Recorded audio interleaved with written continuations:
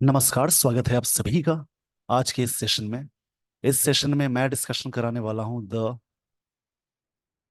20th of June the Hindu newspaper का एक editorial.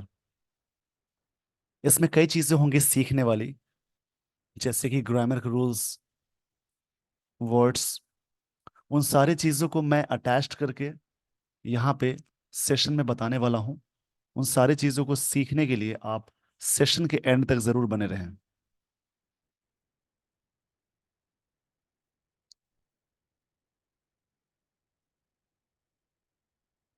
आज का टॉपिक है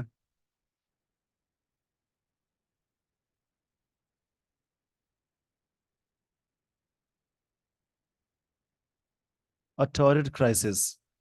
टॉरिड का मतलब होता है जैसे कोई भी एक्सट्रीमली हॉट, एक्सट्रीमली हॉट को बोलते हैं।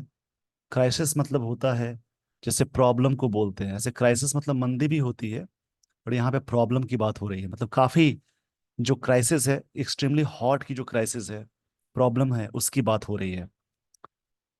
प्रोलॉन्ग्ड समर, समर नाउन हो गया।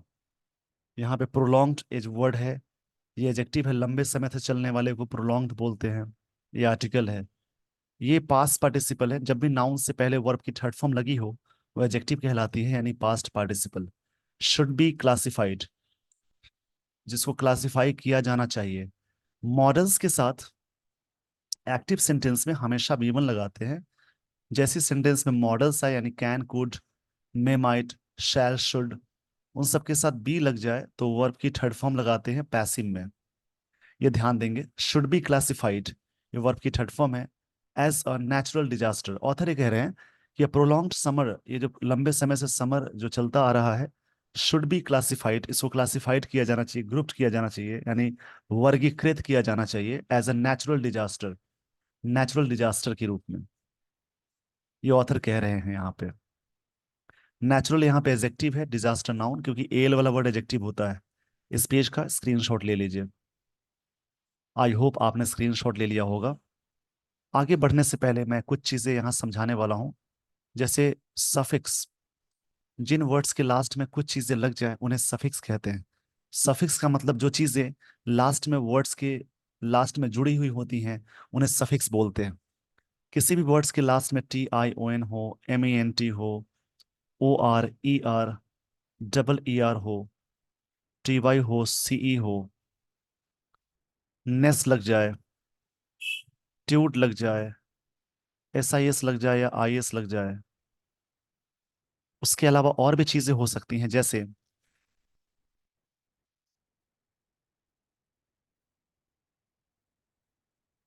शिप लग जाए। जिन वर्ड्स के लास्ट में सारी चीजें लगी हों, वो सारे वर्ड्स कहलाएंगे नाउन। इसमें कुछ कंफ्यूजन से उनको दूर करने के लिए आप इन स्ट्रक्चर्स को देखेंगे। जैसे आर्टिकल्स यानी ए एंड द, इसके बाद कोई सिंगल वर्ड आ जाए वो नाउन कहलाएगा। कभी कभी आप सेंटेंस के मिडिल में यानी बीच में देखते होंगे प्रेपोजिशन या वर्ब लग जाए, उससे ठीक पहले एक और वर्ड आ जाए, उससे पहले आर्टिकल्स यानी ए एंड द आए, तो ये वर्ड नाउन कहलाएगा। इसका क्या बेनिफिट है, जैसे आप फिलिंग द ब्लैंक सॉल्व कर रहे हैं, ये स्ट्रक्चर फॉलो हो रहा है। जो ऑप्शन में नाउन के अलावा जितने भी सारे वर्ड्स हैं वो हट जाएंगे, नाउन वाले रुक, वहां पे आप रोक लेंगे, तो उन्हीं में से कोई वर्ड यहाँ फिलिंग द ब्लैंक्स में आएगा। तो कुछ चीजें हैं जिसको आप अप्लाई कर सकते हैं सॉल्विंग क्वेश्चंस में, फिलिंग द ब्लैंक्स में, एरर के रूप में जो क्वेश्चंस आते हैं वहां पे। इस पेज का स्क्रीनशॉट ले लीजिए। सफिक्स का मतलब वैसी चीजें जो लास्ट में जुड़ी हो उन्हें सफिक्स बोलते हैं। सफिक्स में ही OUS, IVE, उसके अलावा एबल लग जाए, लेस लग जाए, फुल लग जाए, OSC लग जाए,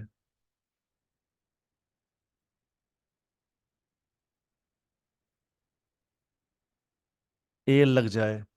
जिन वर्ड्स के लास्ट में सारी चीजें लगी हों वो सारे वर्ड्स कहलाएंगे एडजेक्टिव। इससे पहले वाला नाउन वाला था, ये एडजेक्टिव है। इसमें भी कंफ्यूजन से उनको दूर करने के लिए आप इन स्ट्रक्चर्स को देखेंगे। आर्टिकल्स के बाद एक वर्ड आ जाए, उसके बाद एक और वर्ड आ जाए, ये वर्ड नाउन होगा, ये एडजेक्टिव।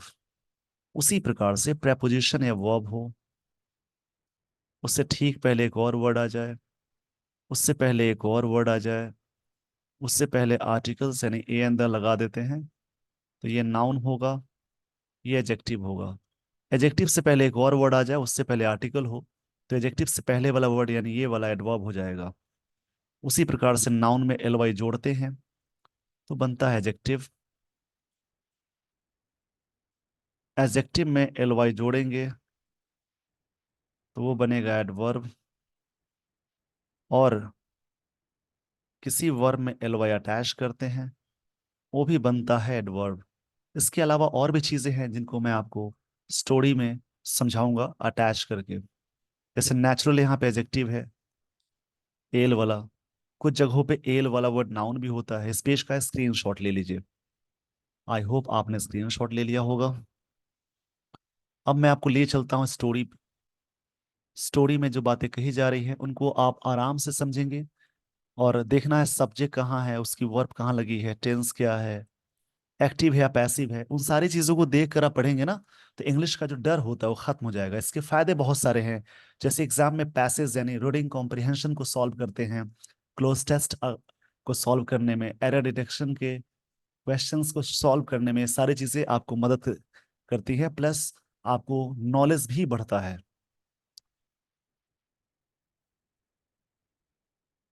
नॉर्दर्न इंडिया सब्जेक्ट हो गया, has been bearing the Brunt of. एक फ्रेज यूज हुआ है बेयरिंग द ब्रंट ऑफ, इसका मतलब होता है सहन करना, बर्दाश्त करना, झेलना। इसको बोल सकते हैं एंड्योरिंग, मतलब सहन करना होता है। द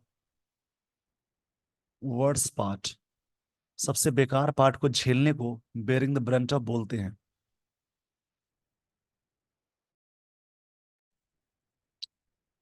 तो यहाँ पे हैज बिन के साथ बेयरिंग द ब्रंट ऑफ आया, यानी ये क्या हुआ कि northern India has been bearing the Brunt of the longest stretch of heat waves. मतलब लंबे समय से नॉर्दर्न इंडिया में लोग झेल रहे हैं, बहुत समय, लंबे समय से जो हीट वेव्स है, बहुत तेज गर्मी को बोलते हैं। इन द लास्ट 15 ईयर्स, पिछले 15 सालों से। ये सेंटेंस हो गया प्रेजेंट परफेक्ट कंटिन्यूअस का, हैज बिन के साथ वी फोर लगा है। जब भी सेंटेंस में हैज बिन या हैव बिन के साथ वी फोर अटैच करते हैं, आगे टाइम लगा हो, तो उस कंडीशन में वो सेंटेंस प्रेजेंट परफेक्ट कंटिन्यूअस का हो जाएगा। पिछले 15 सालों में नॉर्दर्न इंडिया ने मतलब फेस कर रहा है क्या चीज, या फेस किया है ये बोल सकते हैं। अगर ये नाउन की तरह वर्क करेगा तो यहाँ बीन वर्ब की थर्ड फॉर्म की तरह यूज होगी। इसको ध्यान में रखना है। द मिनिमम डे टेम्परेचर्स, जो मिनिमम डे का जो टेम्परेचर है इन सम स्टेट्स, कुछ स्टेट्स में हैव हेल्पिंग वर्ब है, रिमेंडेड वर्ब की थर्ड फॉर्म, यानी यहाँ से यहाँ तक प्रेजेंट परफेक्ट टेंस यूज हुआ है। कंसिस्टेंटली लगातार होता है, ये वर्ब है। तो has been, have been consistently remained, यहाँ सब्जेक्ट प्लूरल है तो हैव आ गया। बना है एबव, मतलब ज्यादा होता है 45 डिग्री सेल्सियस, उससे भी ज्यादा, and those in the relatively cooler ones. और जहां पे कूलर वंस होता है वहां भी क्या है, 3 to 6 डिग्री एबव है, जितना नॉर्मल होता है उससे आगे। What is usual for this time of the year, क्या ऐसी चीजें हैं। Even night temperatures have consistently been मतलब रहा है, हैव बीन के साथ बीन आ गया, बी का थर्ड फॉर्म है, ये प्रेजेंट परफेक्ट टेंस है।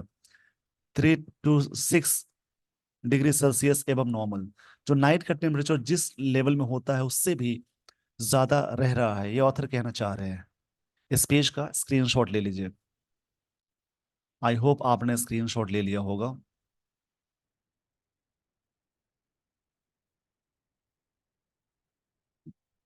और कंसिक्वेंस मतलब इसका जो रिजल्ट होता है, या कहेंगे परिणाम, of the near absence of moisture and rain. ये किस लिए हुआ है कि इसमें एब्सेंस है, मतलब कमी है किस चीज में। यहाँ पे ऑफ से पहले एक वर्ड आया, ये नाउन की तरह वर्क कर रहा है, पीछे आर्टिकल लगा है। मॉइस्चर और रेन में कमी है। To add to add to this, इसको ऐड करें तो the monsoon has been sluggish. Sluggish मतलब काफी स्लो रहा है, कह सकते हैं इनएक्टिव बोलना। स्लगिश मतलब होता है इनएक्टिव, या फिर नाउन की तरह वर्क करेगा, या लेथार्जिक।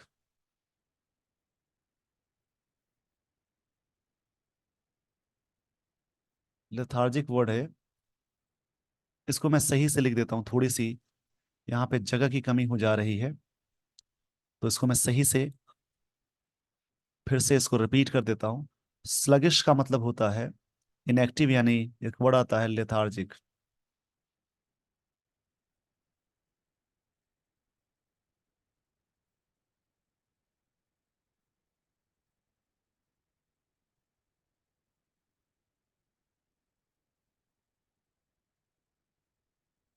इसका मतलब, तो मानसून हैज बीन, ये बीन यहाँ पे वर्ब की थर्ड फॉर्म है, रहा है बोलते हैं, वो सेंस है। बी का थर्ड फॉर्म बीन है। ये प्रेजेंट परफेक्ट टेंस यूज हुआ, हैज के साथ बीन या वी थ्री है। स्लगिश मतलब रहा है, इनएक्टिव ये एडजेक्टिव की तरह वर्क कर रहा है।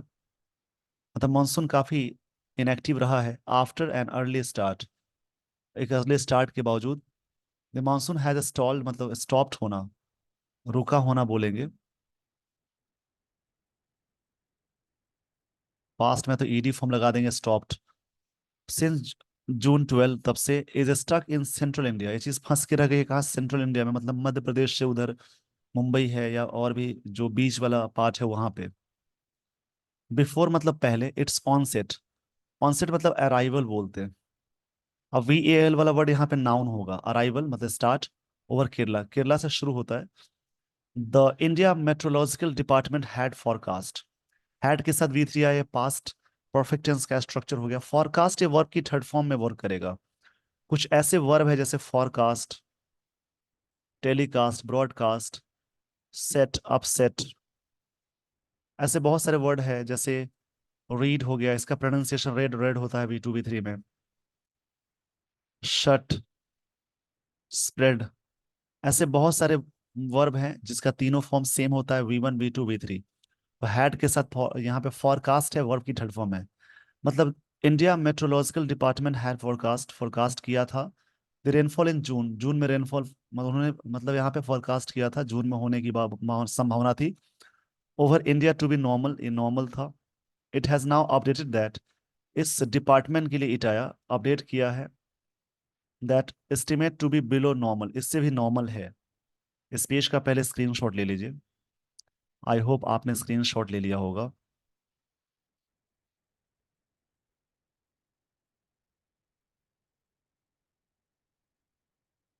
इन क्वांटिटेटिव टर्म्स, अगर इस टर्म की बात करें, मतलब एक मात्रा की बात करें, minimum 8% shortfall over the months, expected quantum of 16.69 cm, ये मतलब रेनफॉल का अपडेशन है, डेटा दिया हुआ है। दिस अपडेट, हावेवर, मगर या फिर भी बोलते हैं हावेवर का, इज नॉट यूजफुल, ये फायदेमंद नहीं है, as it does not give an insight into the progress of the monsoon, ये उतना इंसाइट नहीं देगा किस चीज में, मानसून के प्रोग्रेस में।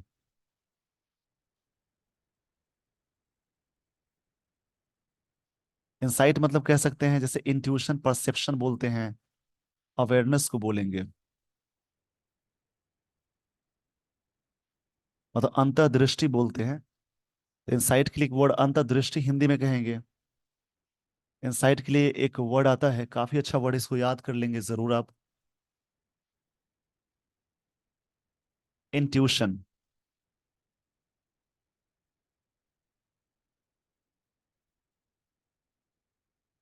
या फिर परसेप्शन भी होता है। Into the progress of monsoon, इसके प्रोग्रेस में। The normal dates of monsoon arrivals, monsoon का जो अराइवल है over the northern, north western and northern states are those spanning, ये चीजें स्पैनिंग मतलब एक्सटेंड कर दी जा रही है। स्पैन मतलब होगा यहाँ पे extending, a period of time मतलब एक्सटेंड हो जाना। द जून 25 जुलाई,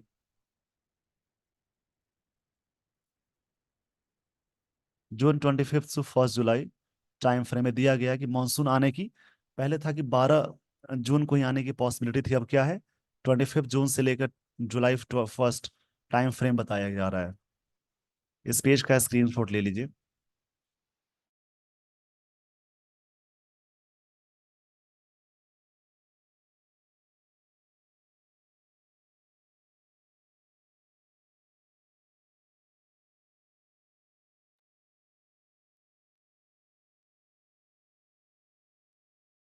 यहाँ पे बात कही जा रही है वेदर, ये वेदर मतलब चाहे ना चाहे है, द मानसून करंट एक वर्ड यहाँ पे मिला, हाइएटस।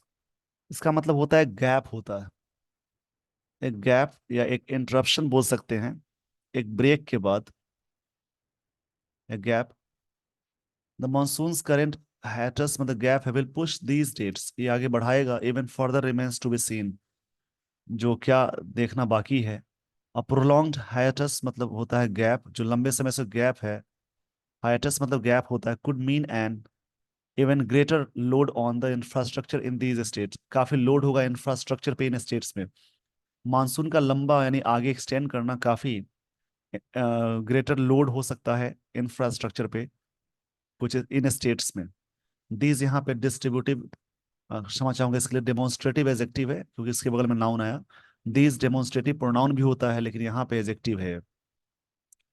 जून 17 द पावर मिनिस्ट्री सेट, उन्होंने बोला that demand in northern India and surge मतलब बढ़ना होता है, सर्ज मतलब इंक्रीज करना होगा। ऐसे बहुत सारे वर्ड आते हैं, हाइक, सोर, सभी का मतलब बढ़ना, राइज करना होता है। तो उन्होंने कहा that demand in northern India had surged, ये डिमांड काफी बढ़ चुका था, टू 89 GW जिगावाट, टू इतना megawatt, the highest in single day, इतना सिंगल डे का डिमांड था। ये बात कही जा रही है। इस पेज का स्क्रीनशॉट ले लीजिए। आई होप आपने स्क्रीनशॉट ले लिया होगा। तो अब मैं आपको ले चलता हूँ आगे वाली स्लाइड पे। To meet this power requirement nearly 25 to 30% had to be imported, इसको इम्पोर्ट किया, लाना पड़ा, हैड टू के साथ करना पड़ा था, हो जाता है। इम्पोर्टेड मतलब बाहर से आयात कराना, from other 4 regions, south west east north east, possibly Bhutan, इससे। A precise breakup was not provided, मतलब ये नहीं प्रोवाइड किया गया। Though the ministry claimed credit in meeting the demand, मतलब क्रेडिट मतलब पैसे देकर चीजें हम लाए हैं, क्लेम दावा किया, क्रेडिट देकर ये चीजें की गई है। मतलब बाहर से बिजली को लाया गया, मतलब आयात किया गया, दैट मीन्स वहां से कनेक्टिविटी बनाकर यहाँ बिजली की पूर्ति की गई, तो पैसे देकर, ये बात कही जा रही है। इस पेज का स्क्रीनशॉट ले लीजिए। आई होप आपने स्क्रीनशॉट ले लिया होगा।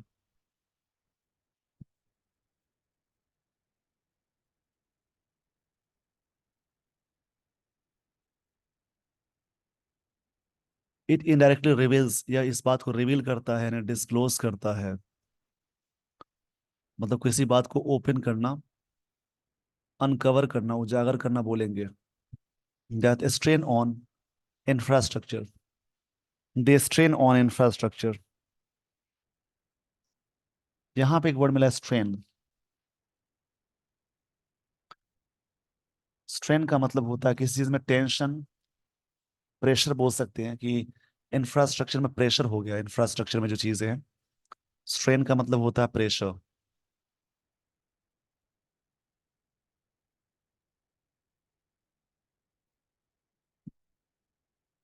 द इंस्टॉल पावर कैपेसिटी, जो इंस्टॉल किया गया है, ये पास्ट पार्टिसिपल है।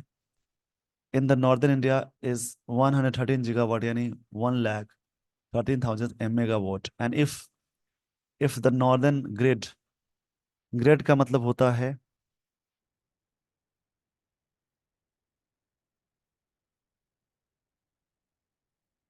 जैसे नेटवर्क को कहते हैं, still needed to import power, जरूरत है पावर इंपोर्ट करने की, बाहर से लेने की। It suggest an inability to utilise, एक तरह से इनअबिलिटी यूटिलाइज करने में its full capacity. Delhi's international airport had a half hour blackout, उसमें क्या हुआ, हाफ आवर बैकआउट हो गया। इंटरनेशनल एयरपोर्ट की बात हो रही है, मतलब ये प्रॉब्लम्स आ जा रही हैं।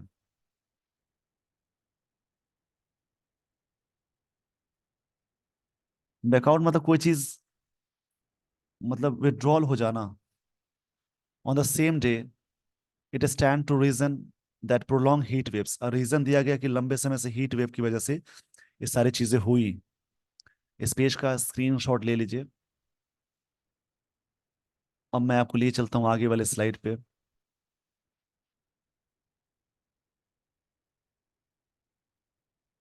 And demands on cooling are only going to further strain. Strain मतलब प्रेशर है ना, द ग्रिड पे प्रेशर देने की बात हो रही है। Demand on the cooling, on cooling are only going to, demand कैसे कूलिंग किया जाएगा, गोइंग टू फर्दर आगे। स्ट्रेन मतलब प्रेशर होता है किस पे, ग्रिड पे। Compounding this is the water crisis, compounding this is the water crisis है दैट हैज ग्रिप्ड, दिल्ली में चीजें ग्रिप्ट हो चुकी हैं। ये प्रेजेंट परफेक्ट टेंस का यहाँ पे स्ट्रक्चर यूज हुआ।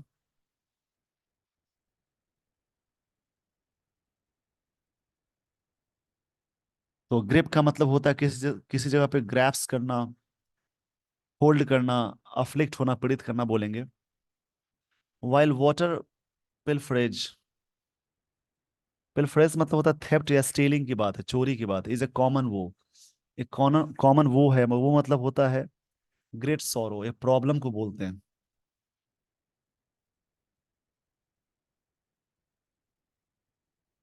पिलफरेज एक काफी अच्छा वर्ड भी है, इसको भी आप नोट जरूर कर लेंगे।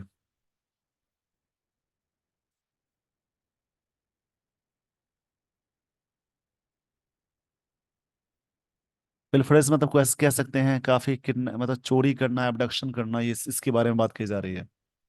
एक कॉमन प्रॉब्लम हो चुकी है that the heat has exacerbated demand. Exacerbate मतलब और भी बदतर करना।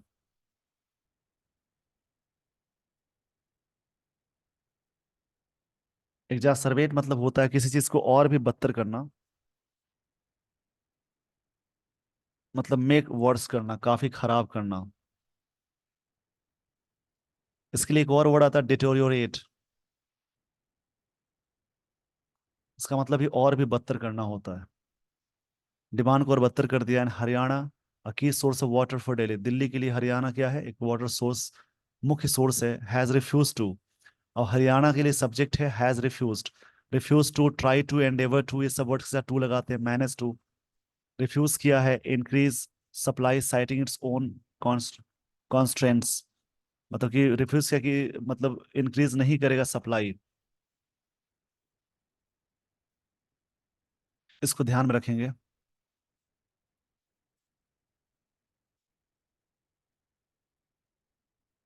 कांस्टेंट का मतलब कोई चीज रिस्ट्रिक्शन के सेंस में, लिमिटेशन के सेंस में है, कि खुद के अपने लिमिटेशन से उससे अगर आगे बढ़ जाएगा तो कैसे अपनी डिमांड पूरा कर सकेगा। It is high time that, it is high time के बाद वैसे टेंस जब भी लगाते हैं पास्ट में लगाते हैं, बट ये यहाँ पे थोड़ा अलग कॉन्सेप्ट दिया है। It is high time that politics is set aside and the prolonged summer is holistically addressed bye the centre.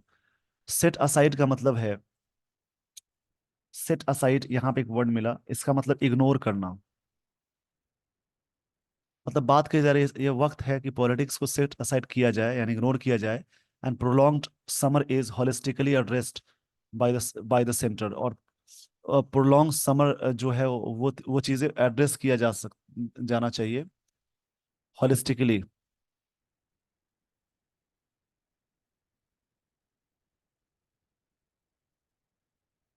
Holistically मतलब होता है समग्र रूप से, एडवर्ब है भी, पूरी तरह से। बाय द सेंटर, सेंटर के द्वारा, ये ऑथर कह रहे हैं यहाँ पे। मेन मुद्दा है उसका ये, यानी सेट असाइड एक फ्रेजल वर्ब है जिसका मतलब इग्नोर करना। पॉलिटिक्स को इग्नोर किया जा सकता है, किया जाता जाना चाहिए, गया जाना चाहिए। ये बात ऑथर कह रहे हैं। इस पेज का स्क्रीनशॉट ले लीजिए।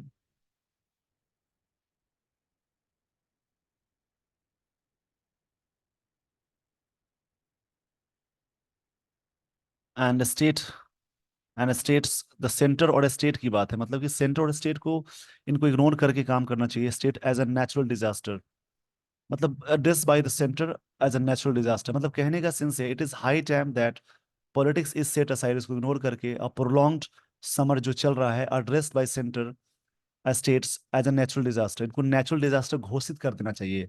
ये बात कही जा रही है। वक्त आ गया पॉलिटिक्स को इग्नोर करने का और एड्रेस करने का समर को, किस तरह से, एक तरह से नेचुरल डिजास्टर के रूप में, ऑथर कहना चाह रहे हैं। इतनी गर्मी इतने लंबे समय से चल रही है, काफी गर्मी पड़ रही है सभी जगहों पे, मतलब सभी जगहों पर, सेंस है कि जो नॉर्दर्न पार्ट है इस इलाके में जहां जहां गर्मी पड़ती है, जो इलाका है उसकी बात हो रही है। इसी प्रकार से आप दूसरा कोई आर्टिकल पढ़ेंगे, दूसरा एडिटोरियल को रीड करेंगे और इसी प्रकार से समझेंगे। रीडिंग के बहुत सारे फायदे हैं, डेली आप रीड करते चलेंगे तो आपकी इंग्लिश का लेवल अच्छा हो जाएगा और इंग्लिश आपकी बहुत अच्छी हो जाएगी। With this everyone, I would like to end this session. Thank you so much for watching this video. Thanks everyone.